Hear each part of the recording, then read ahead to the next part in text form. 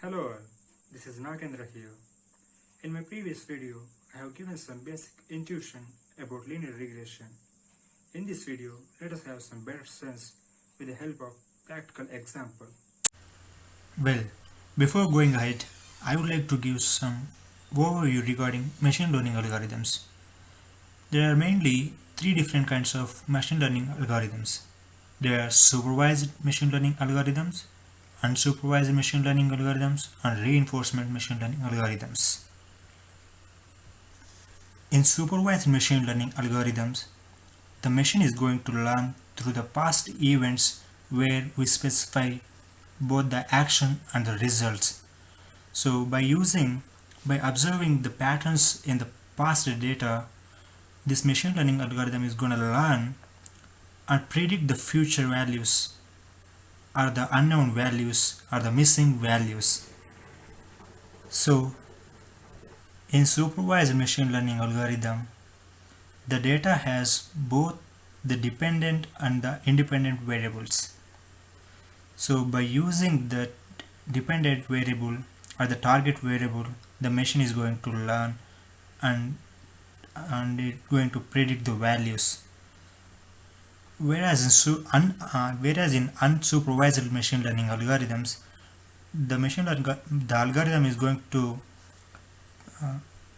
have the data where the data contains only the independent variables. It won't have any target variables. So in the data, this unsupervised machine learning algorithm is going to observe some pattern and going to classify or the cluster the data based on some patterns in the data. This is called unsupervised machine learning algorithm. And whereas in reinforcement machine learning algorithms, the algorithm is going to learn through its own experience. So in this reinforcement machine learning algorithms, the machine is going to experience things and learns with the result that the algorithm going to get. For example, if the algorithm does any action, so based on the result that the algorithm gets over that action, the algorithm is going to learn. When the algorithm gets positive results, then it will get some credit points, or if the algorithm gets some negative results, it will get some punishments like that. So based on that, it will try to learn things.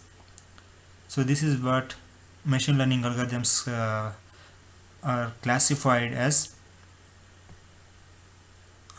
In supervised machine learning algorithms, there are different kinds of we use for different kinds of approaches or the use cases where we have regression and the classification. In regression, the algorithm is going to analyze the relationship between the independent variables and the dependent variables. This regression problem is about predicting some continuous numerical quantity, whereas the classification algorithm is about predicting the class or the type of the object or the data value. So we get in classification algorithms, we get some discrete values with defining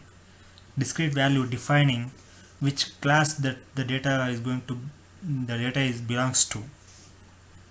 So in regression, we have some algorithms, some popularly known algorithms called linear regression and KNN, means k nearest neighbors, and the decision tree algorithm, and some bagging algorithms and the boosting algorithms.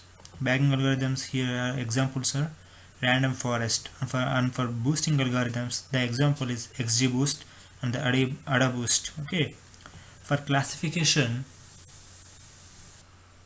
we have algorithms called logistic regression, which is very popularly known, and the SVM SVM means support vector machines. And again, under this classification we have KNN, k nearest neighbors, and the decision tree, and the bagging techniques and boosting techniques also. In my previous video, I have given some basic intuition regarding regression, that is linear regression algorithm. In this video, we will have some better sense with the help of the practical example. Okay. These algorithms have a cycle of steps which every algorithm has to follow. I mean, every data science project has to follow these steps. There, data collection and visualization is the first step in the data science project, and after collecting the data we have to do some feature engineering in order to make the data balanced and consistent. And again, in order to feed the data into the algorithm, we have to select those features which can give which can make some sense to the algorithm. And next we have to create the model and we have to feed this data to that model. Again, after evaluating the model performance, if the performance is not well, we have to make some optimization of these parameters which we obtained in the model. So we have to we have to tune these parameters so that the model is going to give positive results. Okay, these are the steps we have to follow while building some data science project. Okay, so let us go into the example. So as I told, every machine learning algorithm should first have the first step is data collection. So first of all, we need to import all the necessary libraries. The two popular libraries that every machine learning algorithm is going to require is pandas library and numpy. These are the two libraries that every algorithm must have. I mean to say, these two algorithms are very important for every machine learning algorithm. And this matplotlib is the library that we going to use to visualize the data. Okay, let us import the data. Just a minute. Let me maximize the font.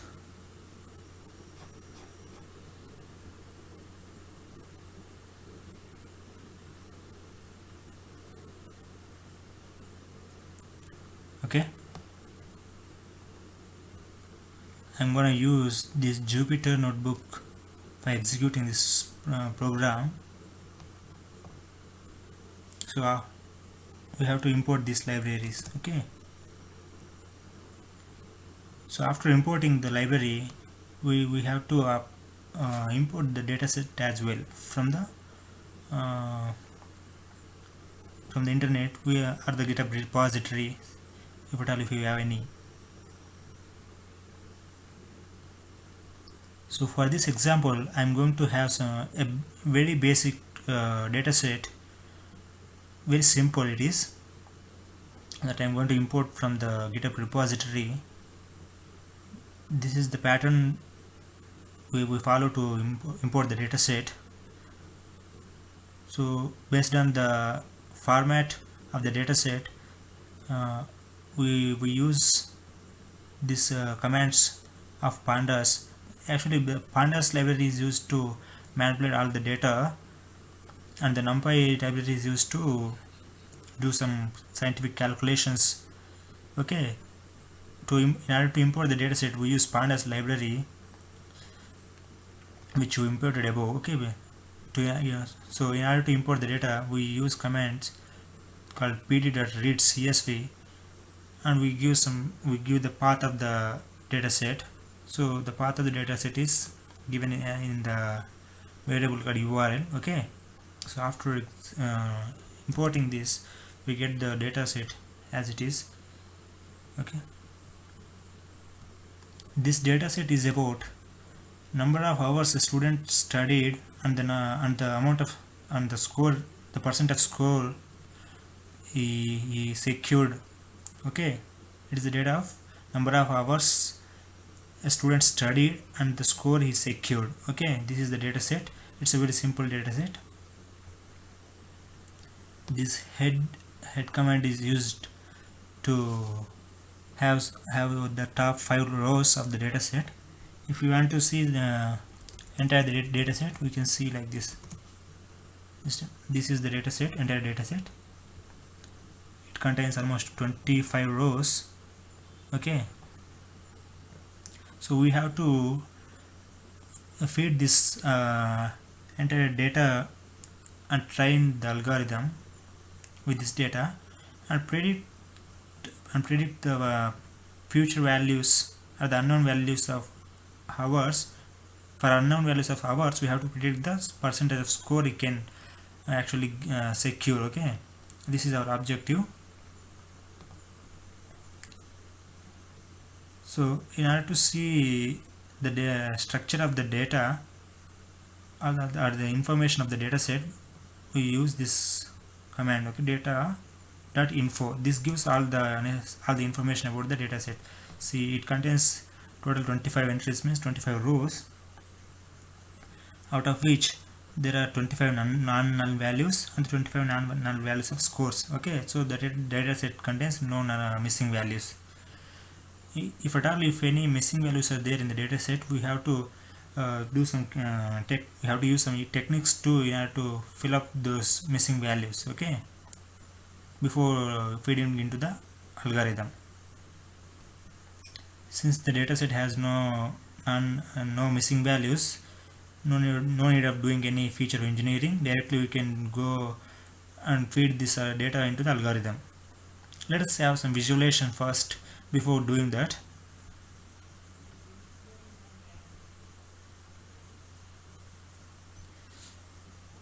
So in order to visualize the dataset, we use the matplotlib library which was imported in the above line. See here, this is the library we have imported. This we have imported the pyplot function as plt. Okay, this is the name we given for this function. This is the alias name. Okay, we can give any of the names as you like. So here we visualize the data set on a graph. Let us see how it looks like. See, this is the data set. We label this data along x-axis as hours of study, hours he studied, and the percent of score he gained along the y-axis. Okay, this is the data set. We observe linear increment here. That's why we use a linear regression algorithm.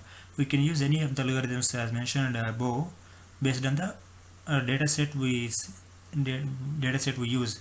So this visualization algorithm helps us to actually decide which algorithm is to use. Okay, based on this visualization we use different kind of algorithms. Okay, so as this here, as the data have linear function, we use linear regression here. Okay,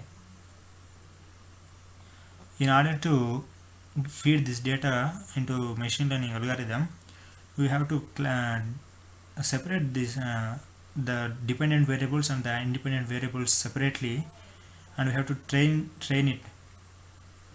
the data set with a smaller segment of the data, and with the rest of the data we use to test the performance of the algorithm. Okay, we have to only use a portion of data to train the model, and the other rest of the data is used to test the model.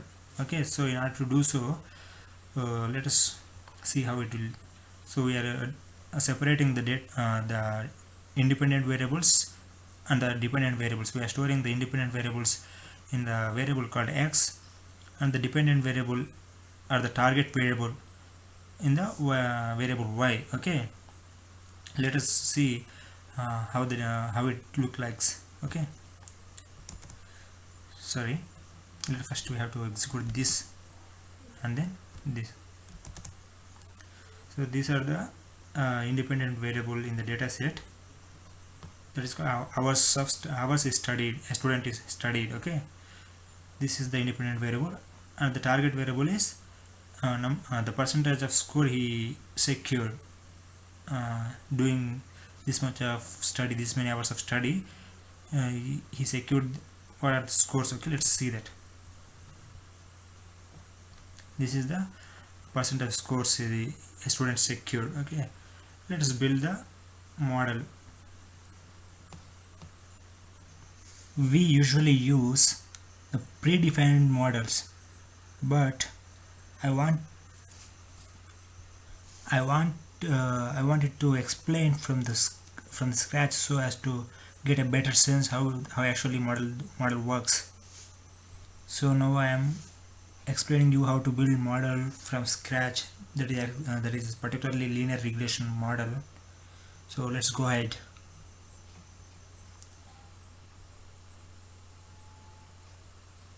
So as I discussed in my previous video, the hypothesis or the model is going to look like, just a minute, the model is going to look like y equals to mx plus c. Okay, this is the model or the hypothesis we discussed in my previous video, where m and c are the parameters that determine the equation of the line, or the line equation. Okay, so as I discussed in my previous video, we initialize these parameters m and c with some random values. So after initializing with some random values, the model is going to tune those parameters in order to get a better fit line. Okay, and I have also discussed about the cost function and how to reduce that cost function using the technique called gradient descent. If you can remember, the cost function of this linear equation look like, see, this is the cost function of the algorithm. Cost j of theta equals to 1 by m into sum of the squares of the distance between the original y and the predicted y, as I discussed in my previous video. Okay, and I have also discussed about the gradient descent, gradient descent, which is used to reduce the cost of the algorithm, so as to attain the minimum cost. Okay, that gradient descent formula is going to look like, I have already explained you in my previous video. New value of parameter equals to old value minus learning rate into the derivative. Okay, derivative of cost function. This is the gradient descent formula which I discussed in my previous video. This gradient descent has to repeat again and again until the cost function is minimized. So this process have to be executed or repeated. Just a minute. Okay, this function has to be repeated several times in order to minimize this cost function. Okay, now we are going to see how this can be done programmatically. So we are initializing these parameters of hypothesis m and c with zeros, and this learning rate as 0.01. okay, this epochs means how many times we have to run this gradient descent algorithm. Okay, here we are setting it as 1500, so this gradient descent has to take 1500 iterations in order to get minimum value of cost. Okay, now here n is the length of x, means length of the data set, that is how many number of data points. This is stored in the value, it is stored in n. Okay, now we perform the gradient descent. So we are executing this gradient descent 1500 times, so we are running a loop, for loop here. So in each iteration we have to apply this, we have to run this formula. Okay, so what basically happens over here, if you could see here, this is the model we are building. We are defining y predicted equals to mx plus c. This is the model we are defining. So next what we have to do is we have to get the derivative of this cost function for this model. So as we defined, cost function equals to 1 by m, here 1 by n here, because we are defining the length with the n, length of the data set as n. So here we substitute y 1 by n into sum of squares of y original minus y predicted. Okay, so we have to get derivative for this cost function. So as we are using two different kind of parameters, so we have to do two different derivatives with respect to two different two parameters.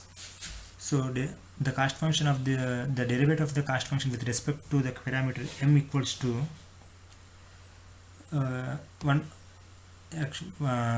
it is equals to minus 2 by n into sum of x into x. Here is the list of the data, independent values.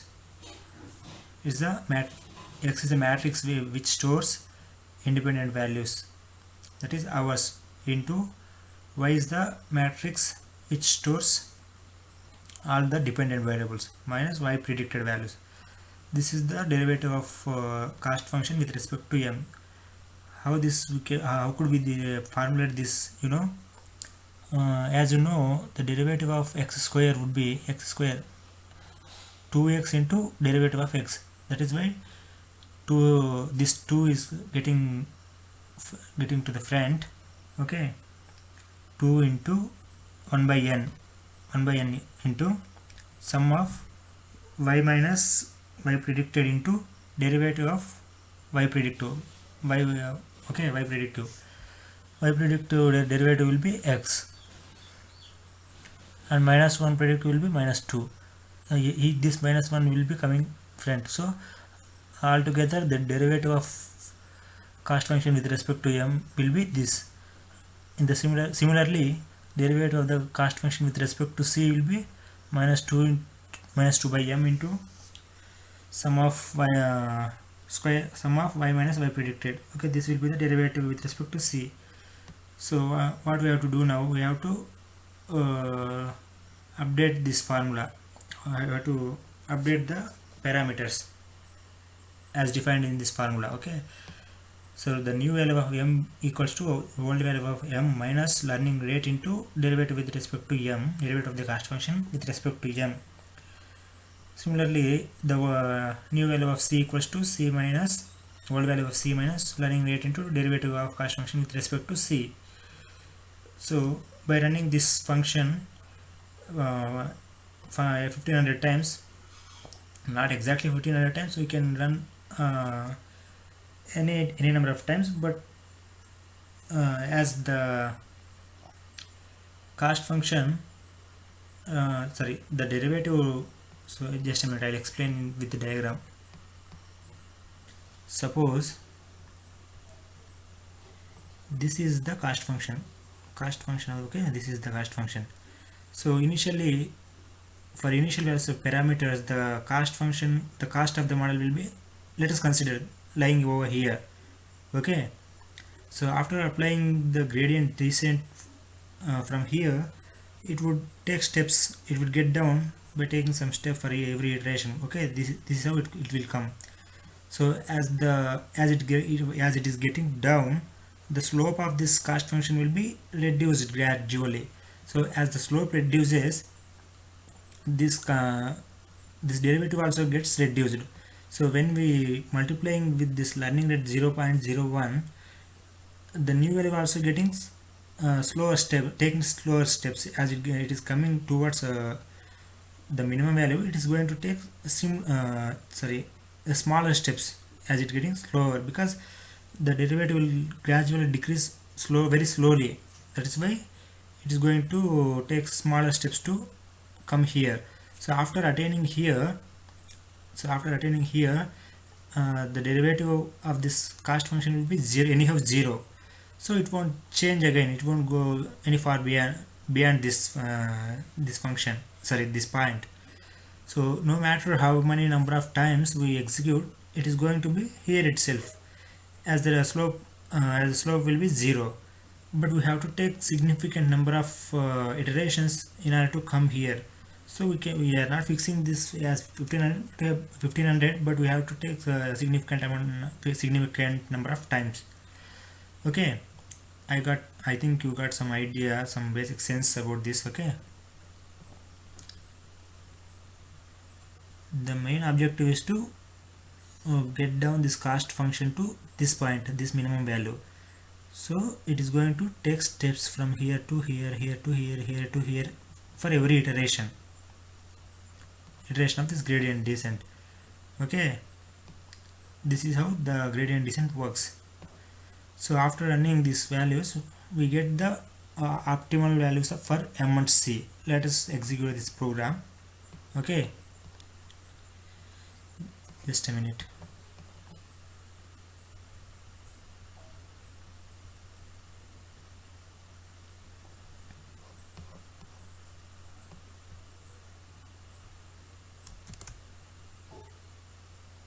So after executing this, we are getting the value of M as 9.77 something and C value as 2.4. These are the parameters in order to get the better line equation, best fit line equation. Okay, let us visualize this line equation along with the data set.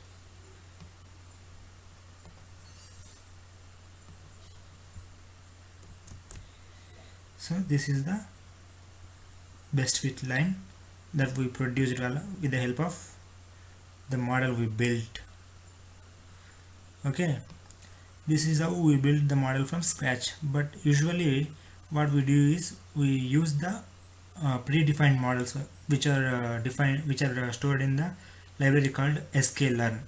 So let us try to use those models as well and try to execute how it looks like, how it works. Okay, so now we are defining the independent and the dependent variables. So here we are trying to split the data set in order to feed a portion of data to the algorithm and a portion to test that model that we build with the algorithm. Okay, here is the procedure to split the data set into training and test set. Okay, this is how the independent data is split into X train and X test, and the dependent data is features are split into Y train and Y test. Okay, with the test size as 0.2, means 80% of the data will be given to the will be fed into the algorithm in order to train that algorithm, and 20% of the data is used for testing of that algorithm. Okay, so let us split the data. This is the module we use for this. This is the function we use for splitting the data. Now let us use the inbuilt linear regression model.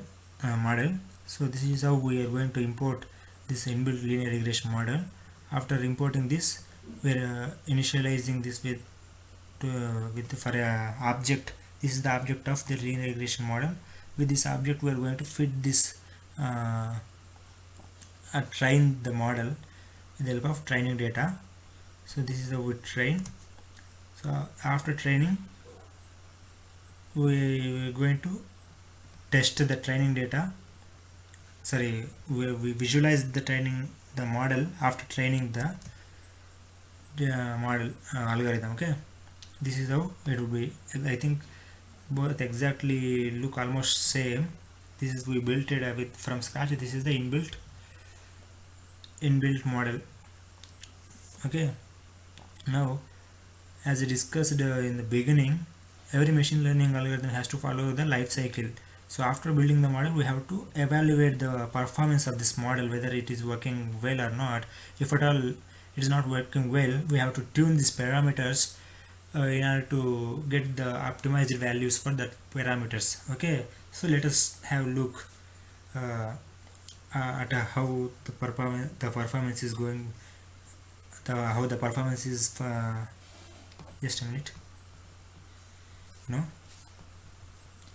So let us see how the performance of the model is obtained. Okay, so in order to evaluate the performance of the model, especially for regression, there are mainly three different kinds of matrices we use in machine learning for regression problems. That is one of those things are R square value and mean square error and mean absolute error. These are the three matrices we use in order to evaluate the performance of this model. So this mean square error tells that first this R squared error takes, I mean to say what this R squared actually tells is how many variables this model has actually predicted well out of the total variables. Okay, this is the perfect one. This is not the perfect one which is going to give the total performance of the model, because it won't influence the bias of the data set. What I mean by bias is, if the data set is not balanced. So let me explain with you some small example. If the data set is not in balanced state, that is, if we have data of 100 members or 100 patients who attended to the hospital for checking diabetes, if they are having diabetes or not. So if 100 people are attended a hospital for checking whether they are having diabetes or not, as you know, out of 100, only there are less chances for patient is having diabetes. Okay, so out of 100, patient really has only 5 people might be having diabetes, and rest 95 people might not be having diabetes. So when we use this R square, if our model predicted 95, this 95, just a minute, if our model predicted out of 100 people are not having diabetes, this is our model predicted, but in actually 95 people are not having diabetes and 5 people are having diabetes. This is the original case and this is the predicted case. So out of 100, our model predicted 95% correctly, as 95 people are not having diabetes, but 5 people are having a really diabetes, but our model has not predicted them correctly, but 95% of the data has been predicted correctly. So we cannot say that this model works well because 95 data points have been predicted correctly. So I think you have got some idea what imbalanced data set and what R squared error is, R squared value is. So this R square does not work for imbalanced data set, but it can work well with for a regression data for a regression. Okay, so we are using R square for evaluating the performance of the regression model, and also mean squared error. This tells that the difference between the predicted values and the original values, and the mean absolute error. This actually tells the absolute difference for each individual data points. So these three matrices we use to in order to evaluate the performance of the model. So okay, so let us see how our model is going to perform.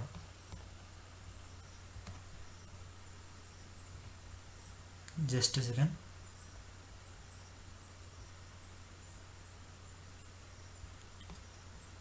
So this is the actually test data we separated from the original data. These 5 points we have separated from the original data in order to test the model.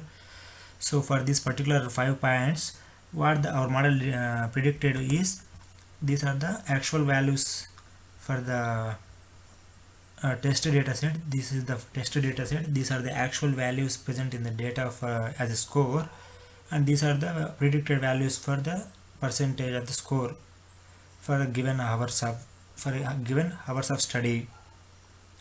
For a given hours of study, our model predicted percentage of the score he secured. Okay, this is the performance. So in order to calculate the performance of the model, let us use the R square or R2 score, R square score. Okay, so our model has got 95% as the R squared score, R2 score.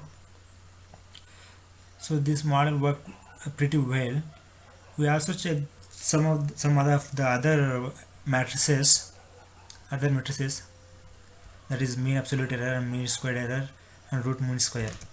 So these are the values for the mean square error and the mean absolute error. These are the performance of this model.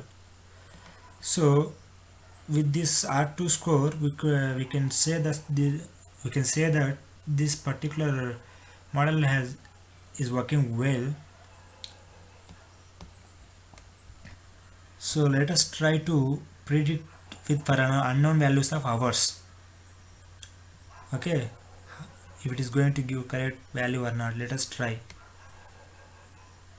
So let us give some input values for hours and try to see whether it is going to predict the correct value or not. So for given hours is 9.2 hours. If a student studies, the percentage of score is going to get is 93.69. okay, this is the percentage of the score that the student is going to secure. This is what our model actually predicted.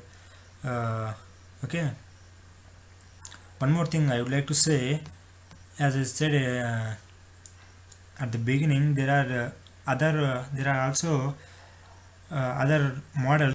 There are also other machine learning algorithms in the supervised learning for regression use case. For regression problems, we are also having some other models like KNN, k-nearest neighbors, random forest, decision tree algorithm. As I discussed at the beginning, let us try to see their performance as well and compare which one is better. Okay, I'm not going to give all the intuition of other models. I'll try to explain them in my later videos. Let us try to see how it's going to perform compared with this linear regression. Okay, the next algorithm we are going to see is decision tree. This is one of the supervised machine learning algorithm which works by splitting the data set based on some condition. Okay, I will discuss it in detail in my later videos. Let's try to see how it is going to work, how it's going to perform for this kind of data set.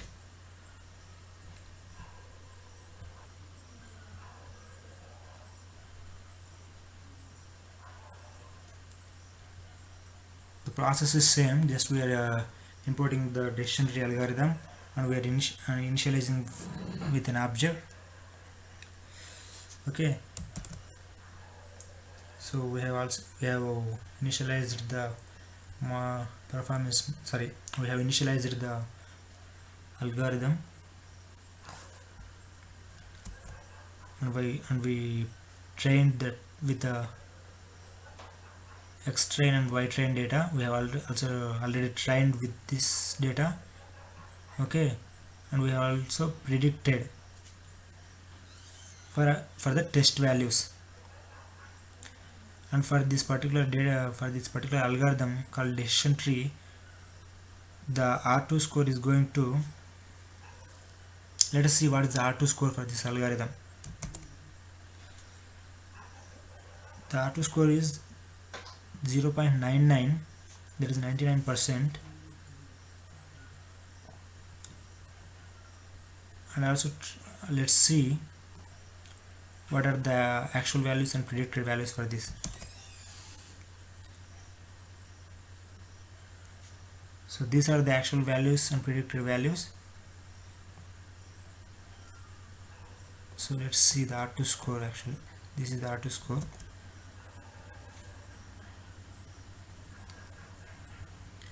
So the R2 score for the decision tree algorithm is 69%, 0.69 I think. Okay, but for linear regression we have got some 94% or something.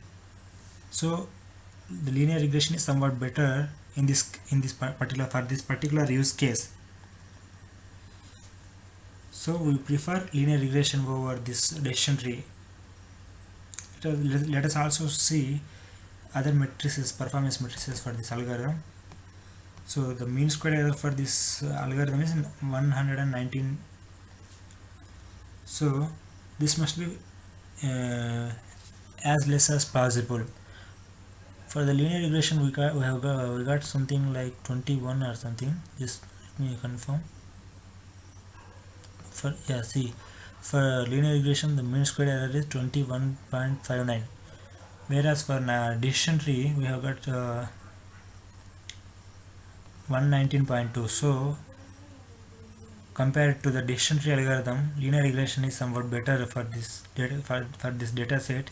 Let us also see the other algorithm called random forest. Random forest is nothing but it is a bagging technique where we combine the multiple decision tree algorithms and we feed different group of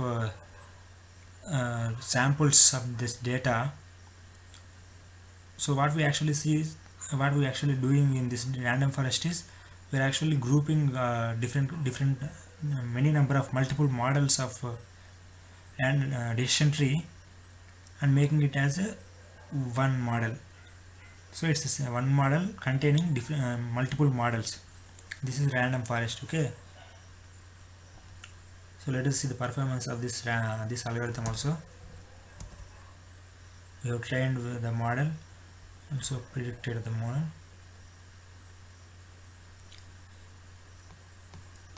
Let us see what's the R score. These are the actual and predicted values. The R2 score of this algorithm is 79%. It is somewhat better compared to the decision tree, but compared to this random forest, linear regression is better. So we prefer linear regression for this use case. These are the output we get for the for this input. If a person studies 9.2 hours, he gets around 89% of score. Okay, this is how the linear regression and the other supervised learning algorithms work. I think you have got some better idea. I am going to explain all other models, all other algorithms like KNN, random forest decision tree, all of these things in my later videos. But for this video we are only focused on linear regression. Okay, if at all if you are having any doubts regarding linear regression, please feel free to comment down below. I'll be there for you to help you out. Okay, see you in my next video. Thank you.